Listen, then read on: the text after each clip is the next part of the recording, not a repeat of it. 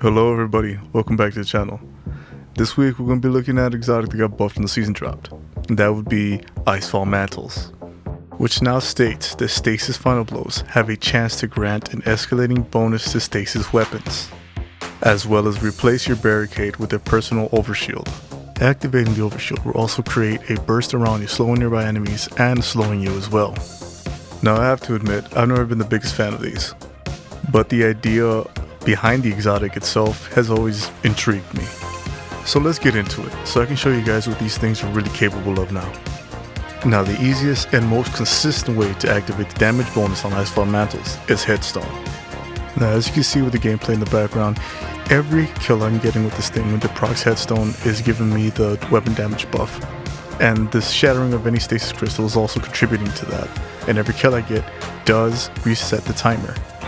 And one of my personal favorite wombo combos with the Behemoth Titan is the Glacial Grenade Cryoclasm combo.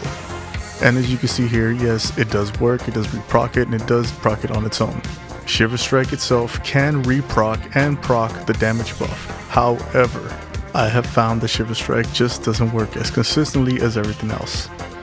Whereas the last clip you saw me clearly get the buff refresh with the Shiver Strike, here in this clip it doesn't proc it at all. Now I know this says it's a chance to get the weapon buff, but in all my testing, Shiver Strike just wasn't working as consistently as everything else you have in the kit. Now if we look onto some basic damage testing with Coral, we see we get 916 to body and 1374 to crit. And as soon as we move behind the pillar and pop our personal overshield, we get a 4 times damage bonus, and we see our damage go up to 1145 to body and 1717 to crit. This is the basic damage bonus we've been getting with all pretty much reworked exotics at this point.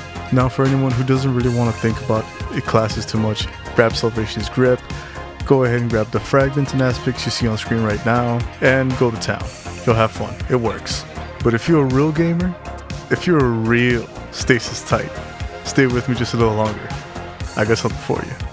Now we're going to stick with the exact same aspects and fragments, but we're going to be pairing them with Verglass Curve.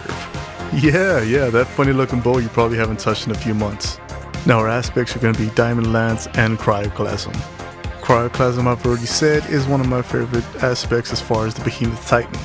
And Diamond Lance, while it does have a chance to help proc the weapon damage bonus, it's mainly to keep someone in place to finish him off with a bow or whatever heavy you feel like using. Now Verglass Curve itself did receive a little bit of a buff at the beginning of the season, making it just a little easier to feed into itself while you're firing it. And the fragments we're going to be running are Whisper Bombs to create orb power when defeating a frozen target, Whisper Shards to boost grenade recharge rate when shattering a stasis crystal, Whisper Fissures to increase the damage and size of stasis crystal bursts, Whisper Refraction to gain class ability when defeating a frozen target, and Whisper of Chains to gain some damage reduction when you're near frozen targets or friendly stasis crystals. Now all these fragments will help keep you alive and your abilities topped off, provided you don't push out way beyond your means here. But even if you do get a little too kill happy and push a little too far from your team, the personal overshield you get from Icefall Mantles should be enough to help you get to cover at least. It is important to remember that you cannot run or boost jump while you have the overshield active. Now if you're watching this and you're wondering why I'm recommending Verglass Curve instead of Salvation's Grip, because for me, I found so much fun in running stasis heavy weapons that I've otherwise wouldn't really get the chance to use if I just used Salvations, like Chain of Command, Fire and Forget, and Dimensional Hypertrochoid, just to name a few. And not to mention, the Verglass Curve on its own is incredibly versatile. Even if you only have 1 or 2 stacks of Hail Barrage, you can send that down range, freezing an enemy, or use it as cover to revive a teammate, or provide cover for a teammate who found himself a little too far out in the open. Having the ability to deal damage, support, and tank some damage from a team is what really makes this build special for me. It's an all-around beast and just really lends itself to team gameplay. And now the exotic itself can be used a few different ways. First is the classic, oh shit button. You find yourself out in an open area, targeted by a group of enemies, you pop it, and you use the overshield to tank a whole bunch of damage to get yourself somewhere safe. Second is kind of like an insurance policy. Let's say one of your other teammates pushes out too far. You get to them, you pop it, you res them, and you both get out of there. And third is obviously to burst down a boss. Or you can push the final amount of damage to end any kind of encounter. let's say you're last alive, no reses, you know, bosses on a sliver of health, worst case scenario. Position yourselves to where you can easily peek out and finish it off. You pop it, pop out, lay down your damage, and then hopefully end the encounter. And like I said before, the way this build is laid out, your grenades and your overshield should be up almost all the time.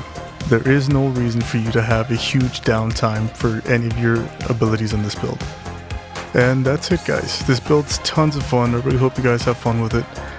Next week I might not upload, and if I do, it probably won't be D2 related. The servers have just been kicking me out and a whole bunch of stupid errors, so I haven't really been able to test or do anything properly.